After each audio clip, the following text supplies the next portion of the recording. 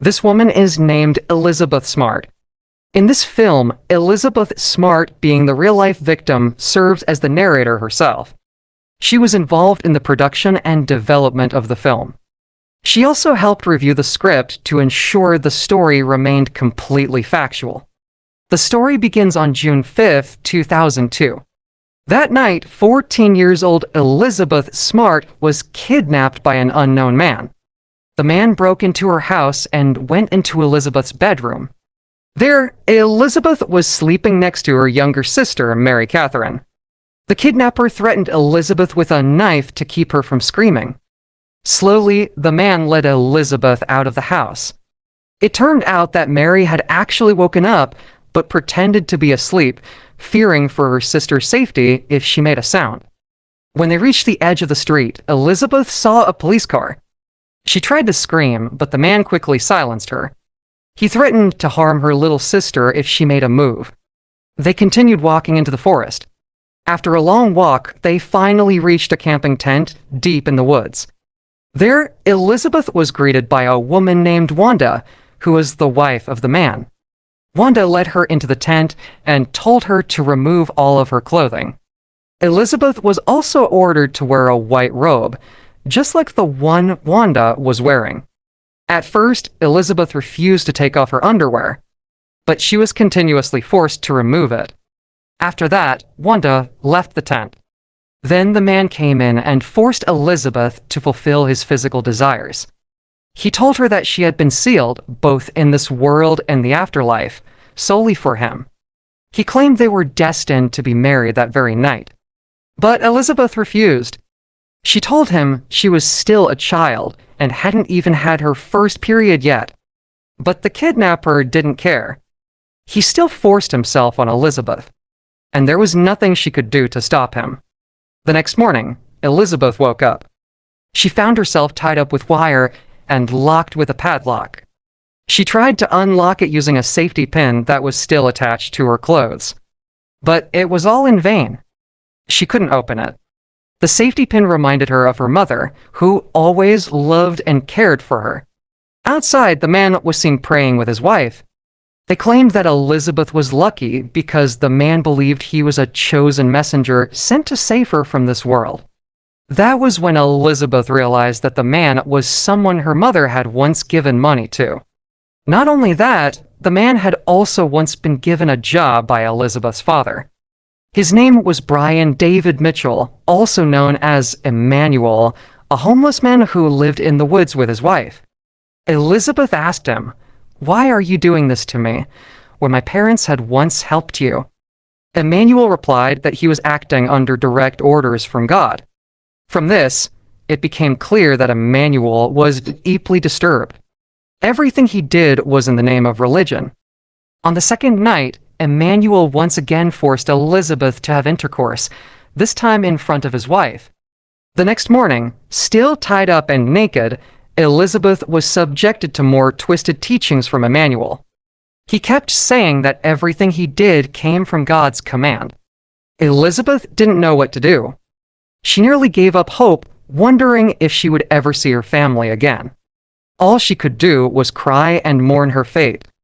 On the third day, Elizabeth kept thinking of her loving family. She realized that if she gave up now, she might never see them again.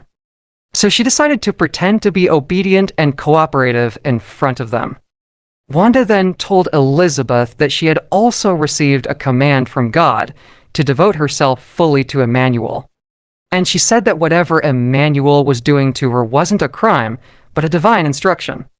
When the food was ready, Elizabeth, starving from hunger, immediately reached for it.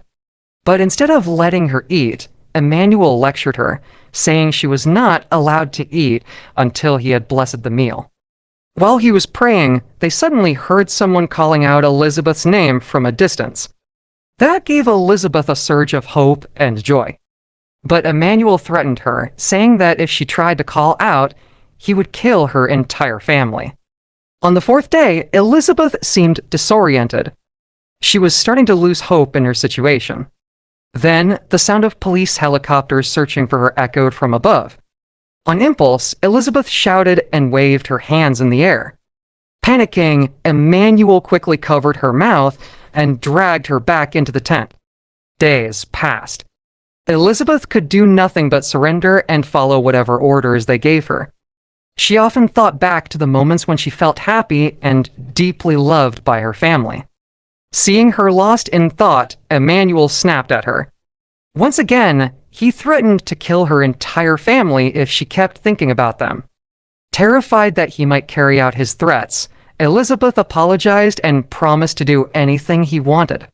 Emmanuel saw this as an opportunity to force her into having sex with him again. After it was over, Emmanuel left the tent. Outside, he found Wanda, who was clearly jealous of what had just happened. Ever since Elizabeth arrived, Wanda had not received any attention from Emmanuel. Now that Emmanuel believed Elizabeth had become obedient to him, he finally unlocked her restraints. Then he asked Elizabeth to come with him to fetch water from the river, as their supply of drinking water had run out.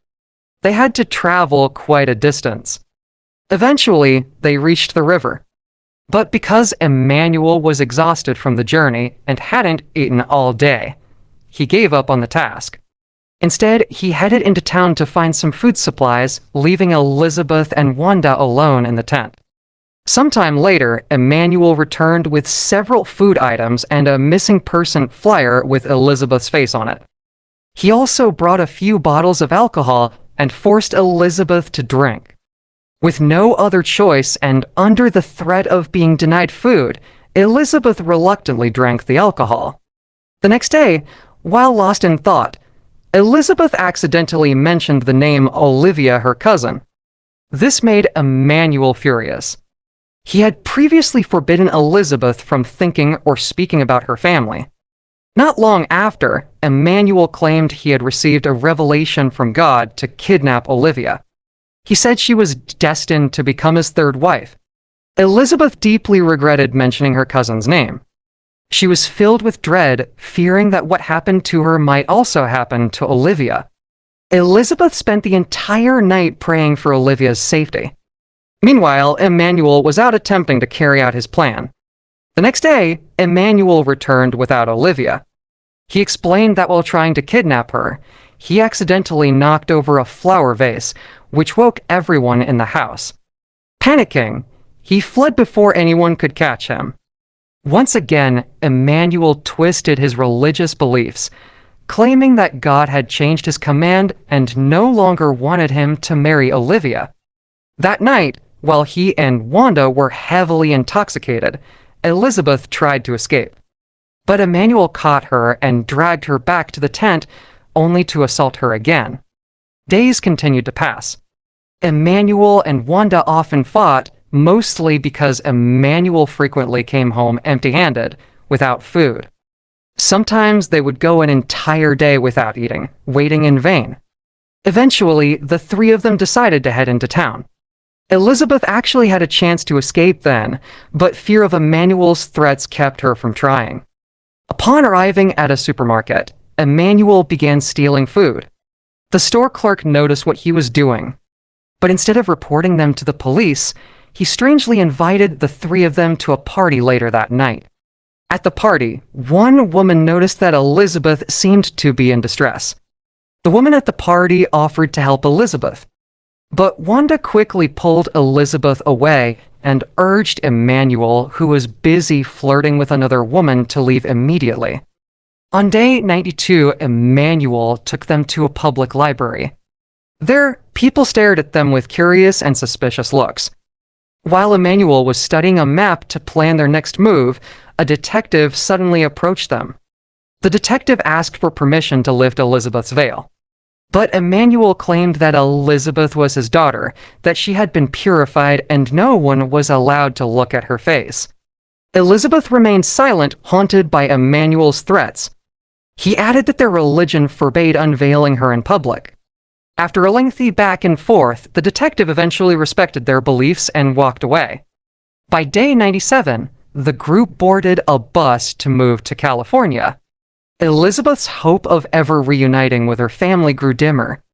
The farther they went, the fewer people recognized her face. They ended up setting up camp at the base of Santiago Hill in California, but conditions there were even worse than before.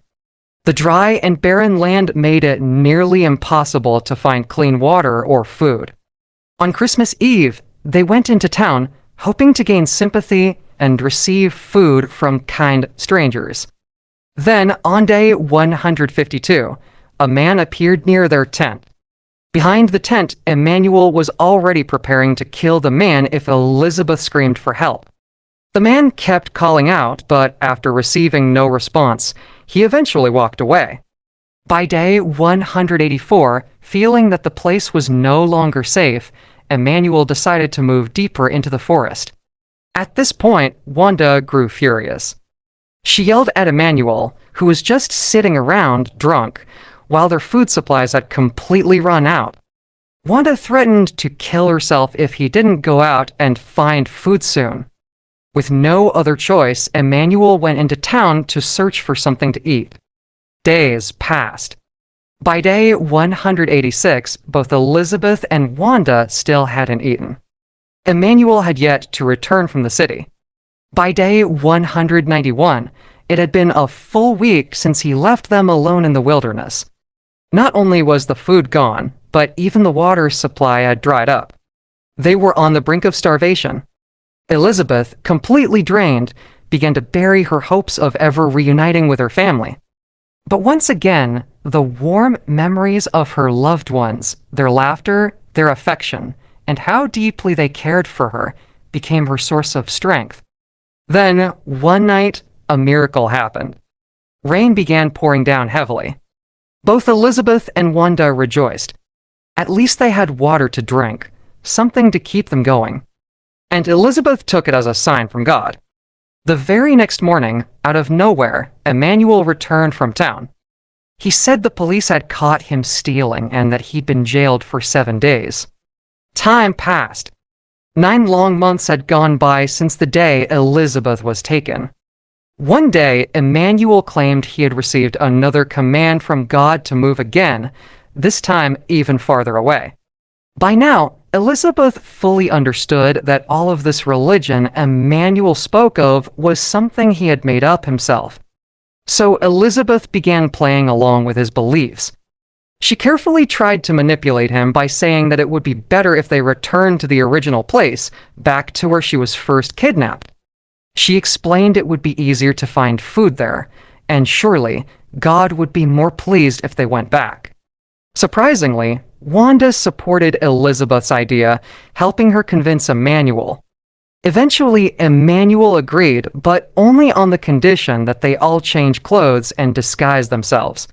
And so, they began their journey, hitchhiking from one car to another. On day 280, they finally arrived at the location Elizabeth had mentioned.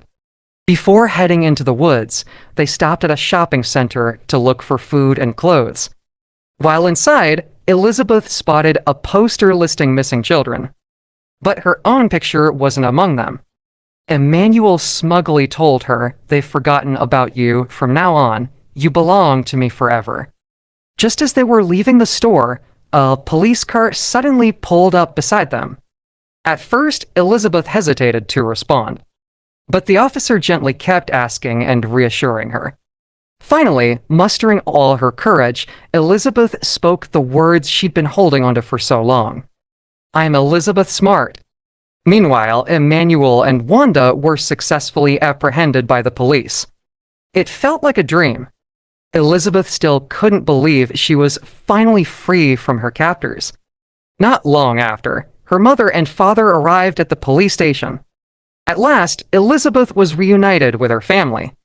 The trauma she experienced would sometimes still haunt her, but she found the strength to overcome it, thanks to the love and support of her family and those closest to her.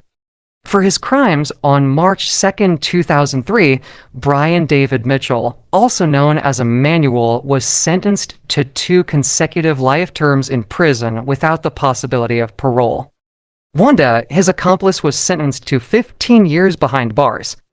Today, Elizabeth has moved forward with her life. She became an activist and a regular contributor to a well-known television program in the United States.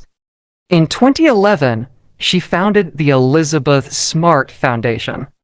And in 2012, Elizabeth married a man named Matthew, a native of Scotland.